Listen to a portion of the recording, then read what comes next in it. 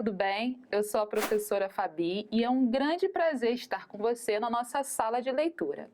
Antes de começar, eu farei minha autodescrição para tornar essa aula mais inclusiva. Sou negra, tenho a pele clara, cabelos e olhos castanhos e escuros, os meus cabelos são cacheados.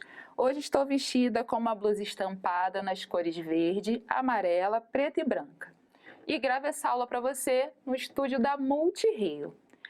Agora, me diz uma coisa, numa competição de gritos, quem você acha que vence? A onça ou o sapo?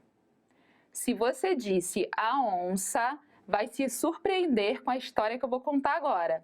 Vamos lá? A onça e o sapo. Tudo começou quando, certo dia, a onça encontrou o sapo na floresta. A onça estava furiosa desde que lhe haviam roubado o fogo e não queria conversa com ninguém, muito menos com o Reles Sapo.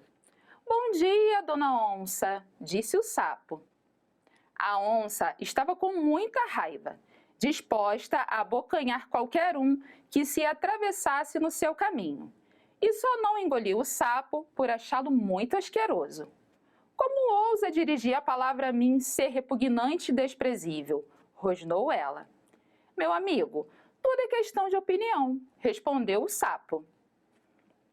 Fleumaticamente. As sapinhas não me acham nada repugnante e não conheço ninguém que me despreze, pois eu o desprezo. Por favor, não banque a tola. Se me desprezasse, não estaria aí me ofendendo. Diante disso, a onça ficou ainda mais furiosa. Desprezível, sim. Quem olha para você com respeito? Ninguém. Todos me respeitam. Meu grito, por exemplo, é o que infunde mais terror em toda a floresta. Pela primeira vez, desde que lhe haviam surrupiado o fogo, a onça reganhou os dentes, sem ser de raiva, e despejou uma gargalhada. Ria, e o mundo rirá contigo, disse o sapo superiormente. Quer dizer que o seu rugido é o mais apavorante da floresta, disse a onça após recuperar o fôlego. Pois esta eu pago para ver. Então, a onça trepou numa pedra e lançou ares o seu urro mais tétrico e desafiador. Instantaneamente, uma algazarra de coisas fugindo por terra, céu e água agitou a floresta. Foi tamanha a balbúrdia que durante cerca de 5 minutos só se escutou o eco horrendo da fera e das criaturas se atropelando na fuga. Somente quando o último eco do seu grito se desfez no ar, a onça desceu lentamente do seu pedestal de glória. Sua cabeça estava erguida e um brilho insuportável de soberba fazia com que suas pupilas amarelas cuspissem faíscas de contentamento. Então, foi a vez de o sapo demonstrar o poder da sua voz. Depois que a onça abandonara o seu posto, o sapo galgou num pulo a pedra, subindo no topo. Muito bem, agora o urro do sapo, anunciou ele como um mestre balofo de cerimônias. O ruído do riso da onça obrigou o sapo a aguardar alguns instantes. Somente quando tudo fez silêncio outra vez, foi que o sapo encheu bem o papo até torná-lo translúcido e arremessou finalmente o seu coachar rouco de sapo. Então, aconteceu uma espécie de reverberação total, como se alguém houvesse espalhado pela selva inteira milhares de caixas de som amplificadas ao máximo. As árvores tremeram desde as raízes até as folhas, enquanto o solo chacoalhava. Incapaz de suportar a zoeira terrificante, a onça levou as 2 patas às orelhas, tentando suportar dignamente aquele coachar colossal. Mas quando viu que não podia mais suportar, atirou tudo para cima e tratou de dar no pé. Ei, espere! Gritou o sapo do alto da pedra. Quer apostar como sou também mais veloz? Mas a onça já não escutava mais nada, desaparecida que estava nas brenhas da mata. Só então o sapo lançou um segundo coachar, que foi a ordem expressa para cessarem todos os outros, já que, na verdade, não só ele havia gritado, mas todos os sapos e assemelhados da floresta, tais como as gias, as rãs, as pererecas, os cururus e o restante da valorosa dinastia dos seres coachantes. Diz a lenda que durante a fuga, a onça acabou ficando tonta e caiu desmaiada na mata. Bem legal essa história, não é? Viu como a união faz a força? Bem, essa é uma divertida história indígena. E eu andei pensando que existem muitas palavras indígenas no nosso cotidiano. Você já pensou nisso?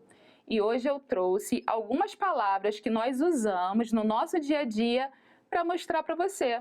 Vamos ver? Carioca. Homem branco mais oca. Significado: casa do homem branco. Os indígenas passaram a usar a expressão logo depois da fundação do Rio de Janeiro, para se referir à cidade. Como apelido para os moradores, o termo só começou a ser usado a partir do século XVIII. Pereba. P-uauê. Significado: ferida. Maracanã. Semelhante a um chocalho. E o significado? Nome de uma espécie de papagaio. Antes da construção do estádio, existia no local grande quantidade de aves vinda do norte do país chamadas maracanã-guaçu, que emitiam sons semelhantes ao de um chocalho. Paçoca. Pazoca. E o seu significado é alimento socado no pilão. Açaí. E o azaí, fruto que chora, devido ao líquido que escorre da fruta. Você sabia que essas palavras que eu mostrei agora eram de origem indígena? Olha, eu admito que eu não conhecia, não sabia que algumas delas eram dessa origem. Bem, já que nós estamos falando muito hoje sobre os indígenas, eu trouxe uma brincadeira muito legal de origem indígena para mostrar a você. Vamos saber qual é agora? Como eu disse antes, esse jogo é de origem indígena e se chama Jogo da Onça. Para confeccionar o nosso joguinho, nós vamos precisar de tampinhas de garrafa PET, que serão as nossas peças, e de um tabuleiro do Jogo da Onça, que eu vou te mostrar como ele é. Tá vendo? Ele parece um pouquinho complicado, mas não é. Se trata de quadradinhos. Ele não é muito difícil. Os indígenas costumam, na verdade, desenhar esse tabuleiro no chão, lá na areia, na terra. Agora eu vou te mostrar como jogar, tá bom? Nós vamos organizar as nossas pecinhas aqui. E você já deve ter percebido que eu coloquei pecinhas da mesma cor e uma diferente. Nós temos aqui 14 pecinhas vermelhas, que serão organizadas dessa forma. Mas você pode usar a cor que você quiser. O importante é que você tenha 14 peças da mesma cor e uma peça com a cor diferente. E eu já vou explicar por quê. As peças vermelhas são os cachorros e a peça amarelinha é a onça.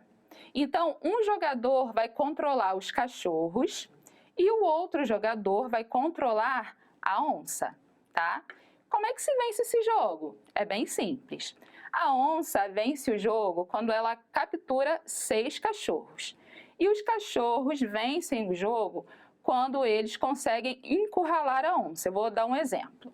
Se a onça vier para cá e os cachorros fizerem essa jogada, ela fica encurralada, não tem como ela sair daqui. E se acontecer uma jogada parecida com essa, a onça pode capturar o cachorro. Então ela pega a peça para ela. Então, se ela capturar os 6 cachorros, ela vence. Mas para você entender melhor como funciona esse jogo, eu fiz um vídeo bem legal com 2 jogadas para você ver. Vamos assistir?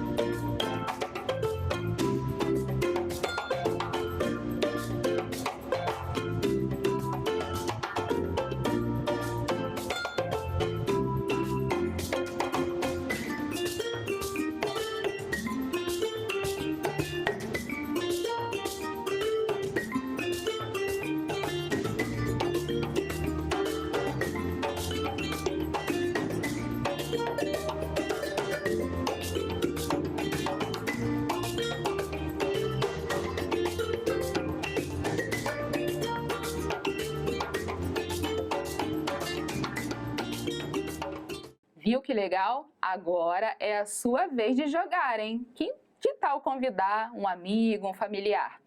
E não deixe de ensinar as regrinhas do jogo para a pessoa, tá bom? Mas agora, vamos ver o nosso desafio de hoje? Desafio: pesquise por outras palavras de origem indígena que foram incorporadas à língua portuguesa.